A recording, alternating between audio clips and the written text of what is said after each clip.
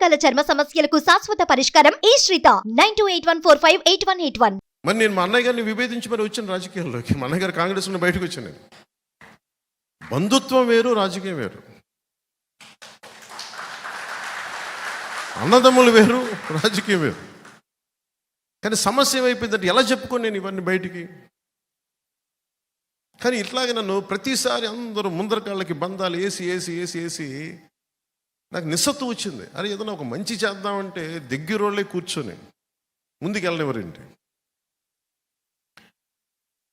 కొప్పట్లో కూడా నాకు చిన్నప్పటి నుంచి తెలుసు, ఇదే పార్టీ ఇదే ఇక్కడే ఇదే క్షేత్రంలో జాయిన్ అయ్యారు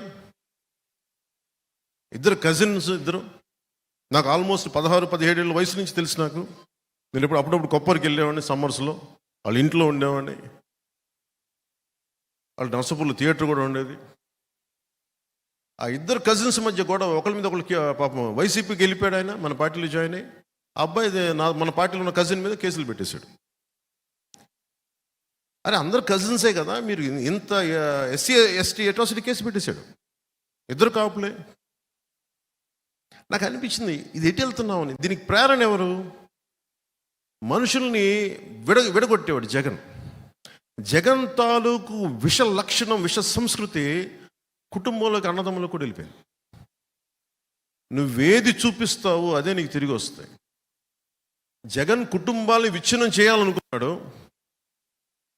అదే ఇంట్లో తిరిగి తీసుకొచ్చింది. దిస్ ఈస్ న్యూటన్స్ థర్డ్ లా.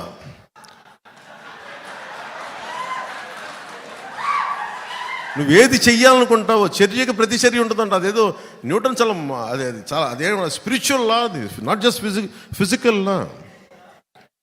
నువ్వు ఏది చెయ్యాలనుకుంటావో అదే నీకు తిరిగి వస్తుంది.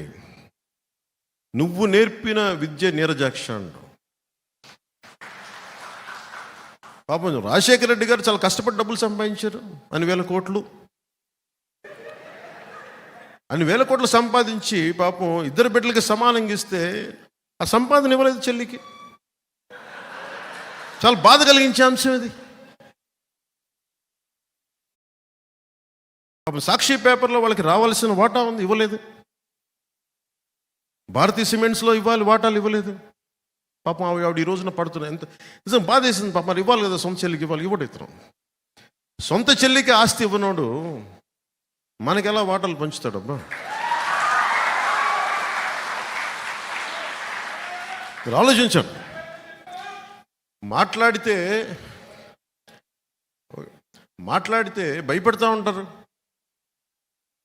నేను రాజకీయాలు వచ్చినప్పుడు నేను ఒకటే అనుకున్నా, నేను మంచి చేయడానికి వచ్చా. చాలామంది పెద్దలను కలుపుకెళ్తా, జ్ఞానుల్ని కలుపుకెళ్తా, మేధావుల దగ్గరికి వచ్చి తల ఉంచుతా, అనుభవజ్ఞుల దగ్గర నా శిరస్సుని వాళ్ళ పాదాల దగ్గర పెడతా.